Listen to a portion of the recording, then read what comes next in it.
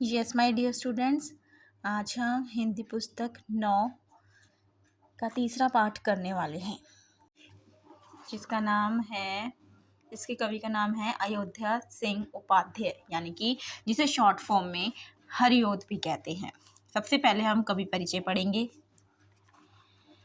अयोध्या सिंह उपाध्याय का जन्म 15 अप्रैल 1865 ईस्वी में निजामाबाद जिला आजमगढ़ उत्तर प्रदेश में हुआ था। उन्होंने अपने नामक्रम सिंह, हरि तथा अयोध्या ओध को बदलकर हरि ओध नाम से उपनाम से साहित्य सृजन का कार्य किया। रचनाएं। इनके रचनाकाल के समय खड़ी बोली अपने शैशव काल में थी, किंतु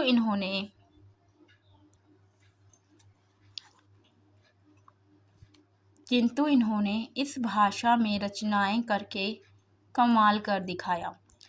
इनके काव्य ग्रंथों में ऋतु, मुकुर, पद्य, परसून, चुभते चौपदे, चौखे चौपदे, वैदेही वनवास तथा प्रिय प्रवास प्रसिद्ध हैं। प्रिय प्रवास इनके सबसे लोकप्रिय महाकाव्य हैं। यह खड़ी बोली हिंदी का पहला महाकाव्य है, तो याद रखिएगा, खड़ी बोली में लिखा गया हिंदी का पहला महाकाव्य प्रिय प्रवास है। इसकी कथा श्री कृष्ण के मथुरा प्रवास से संबंधित है। दीर्घ काल तक साहित्य सेवा के पश्चात 16 मार्च 1947 को इनका निधन हो गया। पाठ परिचय। प्रस्तुत कविता में कवि ने कर्मशील लोग जो मेहनत से कार्य करते हैं, उनके गुणों पर प्रकाश डाला है। कर्मशील व्यक्ति अपने मार्ग में आने वाली रुकावटों का निडरता से सामना करते हैं। वे अपने किसी भी काम में टाल मटोल नहीं करते, अपितु हर काम को समय पर करते हैं। कवि कहते हैं कि कर्मठ व्यक्ति कोरी बातें बनाने की अपेक्षा सचमुच कार्य करके दिखलाते हैं और दूसरों के लिए एक मिसाल पैदा करते हैं। इसी तरह पूरी कविता में कवि ने कर्मठ व्यक्तियों की उत्तम विशेषताएं बताई हैं। आइए अब देखते हैं कविता। तो हमारी कविता का जो शीर्षक है वो है कर्मवीर। कर्मवीर का अर्थ होता है जो कार्य करने में वीर होता है, अर्थात जो प्रत्येक कार्य को पूरी श्रद्धा के साथ करता है। तो चलिए इसी के साथ हम अपनी पोएम स्टार्ट करते हैं। देख कर बाधा विविध बहुविघ्न घबराते नहीं, रह भरोसे भाग के दुख भोग पछताते नहीं। अर्थात अपने जीवन में बड़ी से बड़ी मुश्किल, बड़ी से बड़ी रुकावट देखकर जो कर्मवीर व्यक्ति होता है वह कभी नहीं घबराता।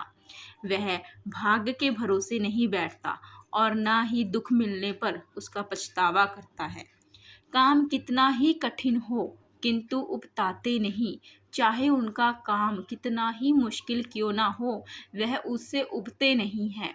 भीड़ में चंचल बने जो वीर दिखलाते नहीं, भीड़ में चंचलता दिखाकर वह अपनी वीरता का दिखावा नहीं करते।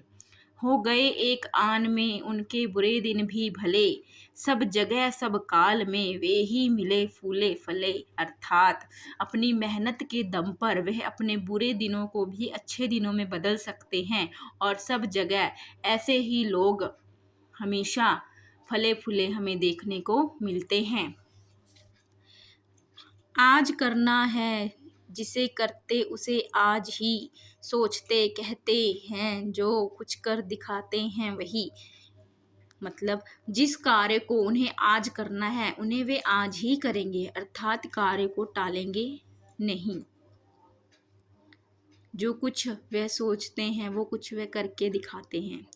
मानते जो भी हैं सुनते हैं सदा सबकी कही, वे सबकी बात को सुनते हैं पर करते हमेशा अपनी मन की हैं।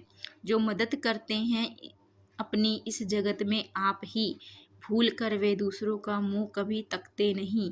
कौन ऐसा काम है वे कर जिसे सकते नहीं। मतलब जो इंसान खुद अपनी मदद करता है, उसे कभी भी किसी और के सहारे की ज़रूरत नहीं पड़ती। भला ऐसा कौन सा काम है कि कोई इंसान उसे नहीं कर सकता।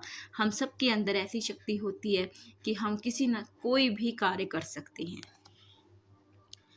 जो कभी अपने समय को यूँ बिताते हैं नहीं, काम करने की जगह बातें बनाते हैं नहीं।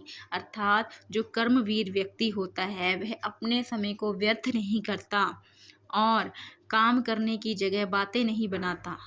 आजकल करते हुए जो दिन गंवाते हैं नहीं, यत्न करने से कभी जो जी चुराते हैं नहीं। अर्थात वे व्यक्ति कभी भी किसी भी काम को करने के लिए आजकल नहीं करते, काम को टालते नहीं, जो हमेशा अपने वर्क को करने के लिए ट्राई करते रहते हैं, अपने काम से कभी जी नहीं चुराते। बात है वह कौन जो होती नहीं उनके लिए, वे नमूना आप बन जाते हैं औरों के लिए। ऐसे व्यक्ति ही सदा दूसरों के लिए मिसाल बनते हैं। व्योम को छूते हुए दुर्गम पहाड़ों के शिखर, यानी आकाश को छूते हुए जो पहाड़ों के शिखर हैं, वे घने जंगल जहाँ रहता तम आठों पहर है। ऐसे घने जंगल जहाँ आठों पहर अंधेरा ही अंधेरा होता है। गरजते जल राशि की उठती हुई ऊंची लहरें, यानी कि समुंदर में उठने वाली ऊंची ऊंची लहरें, आग की भयदायिनी फैली दिशाओं में लपट, आग की भयानक लपटें, ये कपा सकती कभी जिसके कलेजे नहीं। इन सारी डरावनी चीज़ों को देख के जिस इंसान का कलेजा नहीं डरता, भूल कर भी वह नाकाम रहता है कहीं। अर्थात ऐसा व्यक्ति जो कभी किसी से नहीं डरता, वह अपने जीवन में कभी भी नाकाम नहीं होता, उसे हमेशा जीवन में सफलता ही मिलती है। आई होप आपको ये कविता अच्छे से समझ आई होगी।